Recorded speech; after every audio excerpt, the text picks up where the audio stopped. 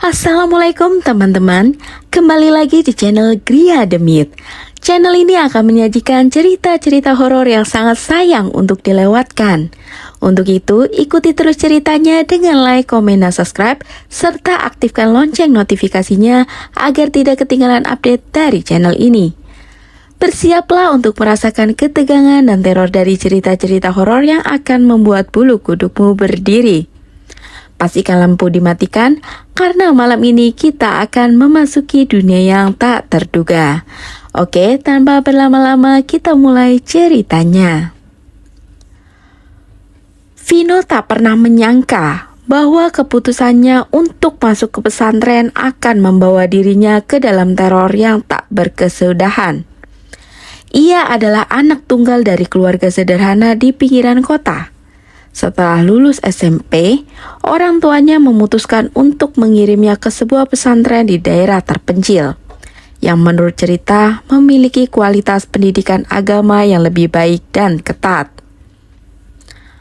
Hari itu, cuaca mendung ketika Vino tiba di depan gerbang pesantren.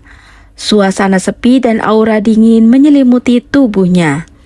Pesantren itu terlihat kuno dengan bangunan-bangunan yang terbuat dari kayu yang sudah mulai lapuk. Tembok-temboknya berlumut, memberikan kesan bahwa pesantren ini telah ada sejak lama. Meskipun pesantren itu tampak biasa saja dari luar, ada sesuatu yang membuat bulu kuduk Vino meremang ketika ia melangkah masuk. Di dalam, para santri beraktivitas seperti biasa. Mereka tampak berbaur satu sama lain, tapi Vino merasakan pandangan aneh dari beberapa orang.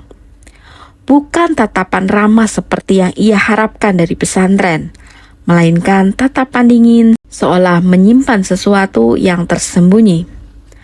Ustadz Zain, pimpinan pesantren, menyambut Vino dengan senyum tipis dan memperkenalkannya kepada beberapa santri lain. Selamat datang Vino. Insya Allah, di sini kamu akan mendapatkan ilmu yang baik. Tetap patuh pada aturan, dan semuanya akan berjalan lancar. Ucap Ustadz Zain dengan nada lembut namun misterius. Vino hanya mengangguk mencoba menenangkan perasaannya yang tiba-tiba kacau tanpa alasan yang jelas. Keesokan harinya, Vino mulai beradaptasi dengan kehidupan pesantren. Ia bertemu dengan santri lain yang menjadi teman sekamarnya, bernama Fajar. Fajar adalah anak yang pendiam tapi baik hati. Mereka cepat akrab dan Fajar pun memperkenalkan Vino pada teman-teman lainnya seperti Andi, Agus, dan Satria. Namun, meski berteman dengan santri lain, ada sesuatu yang aneh dalam sikap mereka. Mereka selalu tampak tegang, sering terdiam di saat-saat tertentu, dan tampak cemas saat malam mulai datang. Suatu malam setelah selesai sholat Isya, Fajar dengan wajah serius menghampiri Vino. Nanti malam, ada sesuatu yang harus kita lakukan. Semua santri baru harus melakukannya. Tapi jangan tanya banyak ya, ikuti saja. Ucap Fajar dengan suara berbisik. Vino merasa bingung. Memangnya apa yang akan kita lakukan? Kenapa aku merasa ada yang tidak beres? Pikir Vino, tapi ia hanya bisa menurut karena takut dianggap pembangkang. Malam semakin larut. Tepat tengah malam, Fajar membangunkan Vino dengan wajah penuh ketegangan. Ayo, waktunya sudah tiba, bisiknya.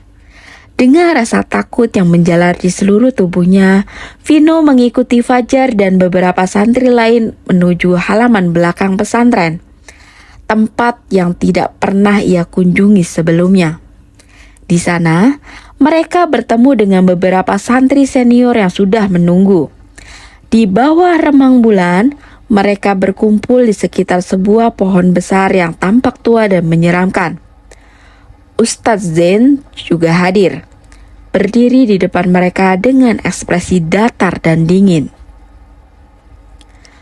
Kalian harus mengikuti apa yang kami lakukan, jika ingin diterima sepenuhnya di sini, ujar Ustadz Zain.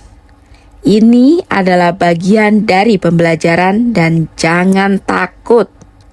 Kalian akan aman jika kalian mengikuti perintah dengan taat. Vino merasakan keringat dingin mulai mengalir di punggungnya. Fajar menggenggam tangannya erat-erat, memberi isyarat agar ia tetap tenang. Kemudian, salah satu santri senior mulai mengeluarkan barang-barang aneh. Kain hitam, beberapa lilin merah, dan sebuah buku tua yang lusuh. Di luar dugaan, mereka mulai melafalkan sesuatu yang tak dikenali oleh Vino. Jelas bukan doa-doa yang biasa ia dengar di masjid.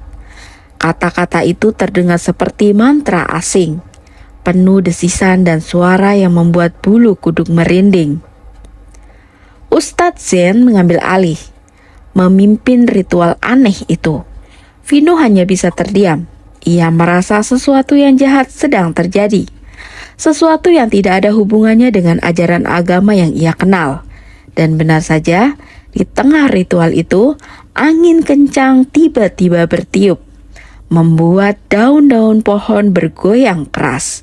Dari kegelapan, terdengar suara gemerisik seolah ada yang mengintai dari balik pepohonan.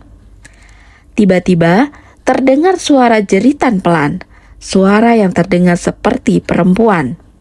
Vino terkejut dan matanya mencari sumber suara. Dari kejauhan, di antara pohon-pohon gelap, ia melihat sosok perempuan berbaju putih dengan wajah pucat yang menatap mereka dari balik bayangan. Fajar menoleh cepat dan berbisik, "Itu dia. Jangan melihatnya terlalu lama." "Apa maksudmu?" tanya Vino dengan gemetar. "Dia adalah penghuni di sini. Penghuni pesantren ini. Setiap malam dia mengawasi kita. Jika kita tidak melakukan apa yang diperintahkan, dia akan datang." Jawab Fajar dengan suara rendah.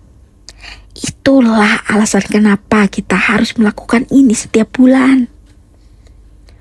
Vino semakin takut. Ia merasakan dunia di sekitarnya menjadi semakin dingin dan gelap.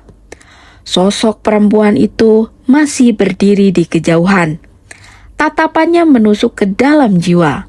Detik itu, Vino menyadari bahwa pesantren itu bukanlah tempat untuk memperdalam ilmu agama semata, melainkan tempat di mana kekuatan gelap dan makhluk-makhluk tak terlihat berkuasa.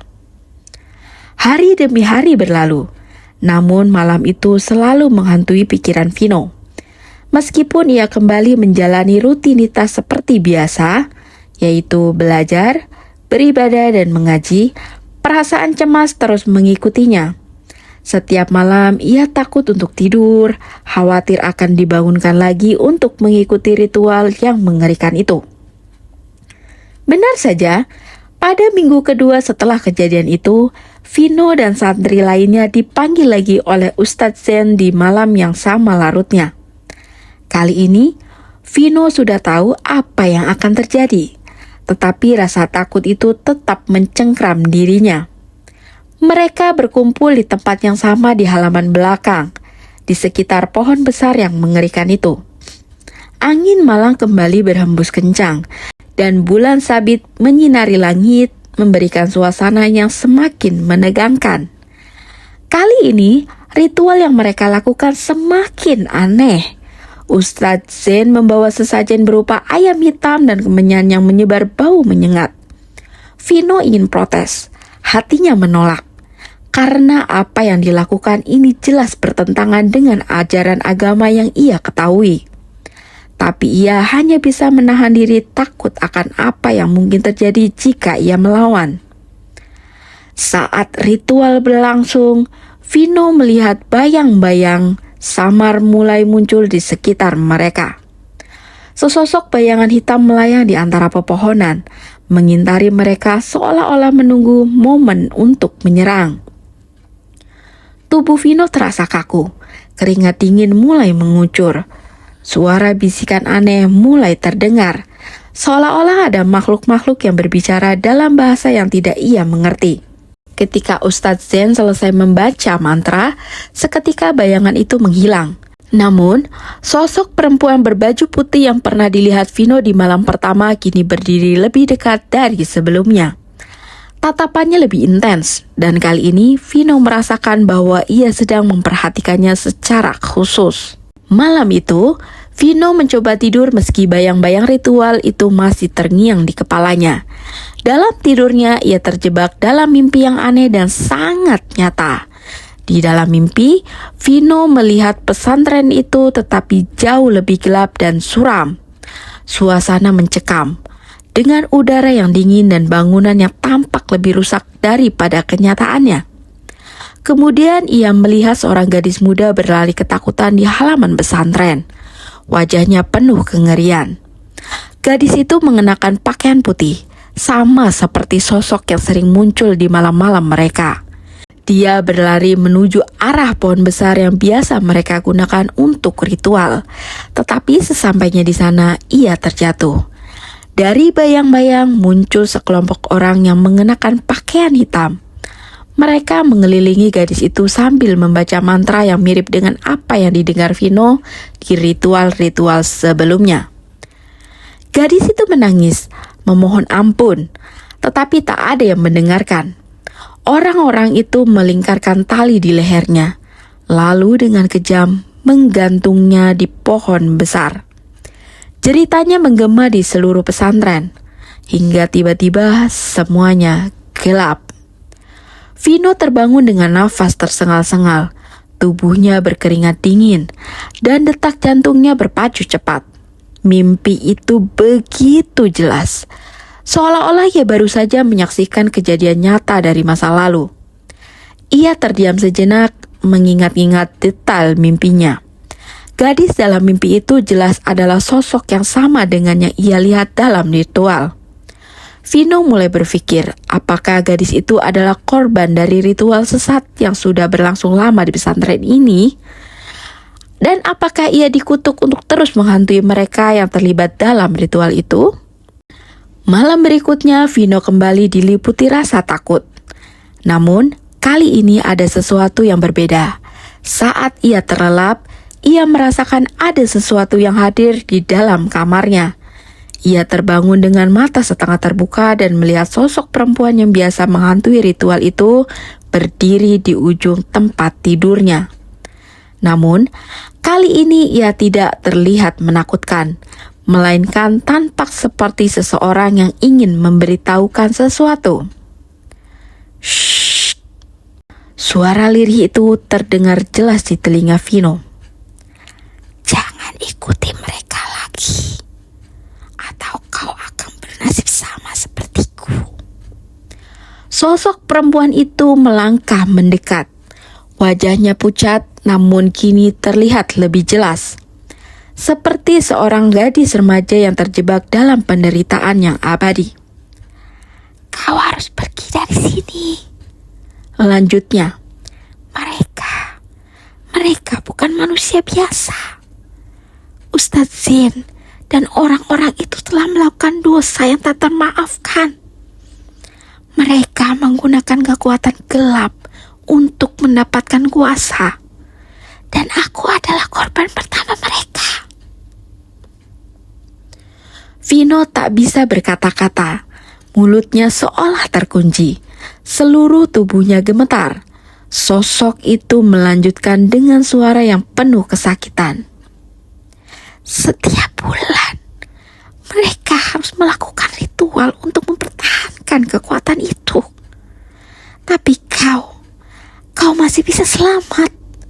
Jangan sampai kau terlibat lebih jauh. Sebelum Vino bisa menjawab atau bereaksi, sosok itu menghilang, lenyap seperti kabut yang diterpa angin. Vino terbangun, kali ini benar-benar terjaga. Perasaan takut dan bingung menyelimuti dirinya. Ia sadar bahwa sosok itu tidak berniat mencelakainya, melainkan memperingatkannya.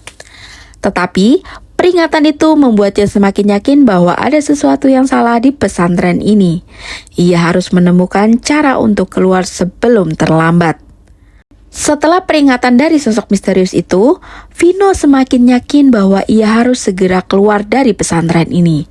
Hari-harinya menjadi semakin gelap, dan bayang-bayang ketakutan tak pernah hilang. Setiap malam ia dihantui oleh bisikan, bayangan, dan teror dari sosok perempuan berwajah pucat. Fajar dan teman-temannya tampak sering terjebak dalam ritual yang aneh dan bertentangan dengan ajaran agama.